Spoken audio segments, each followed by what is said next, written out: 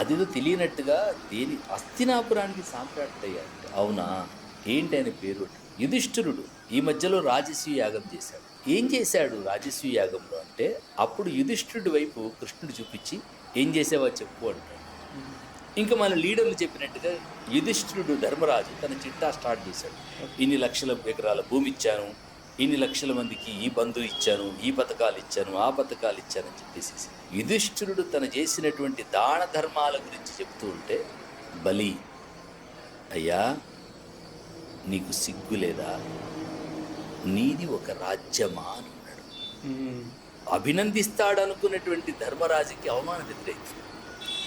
నీది ఒక రాజ్యమా, నువ్వు ఒక సామ్రాట్టువా, అలా అంటున్నవేంటి అని కృష్ణుడు బలి వైపు చూసినప్పుడు, అప్పుడు బలి చక్రవర్తి అంటాడు, కృష్ణ పరమాత్మ, నా రాజ్యములో పిరికెడు గింజలు వేస్తామని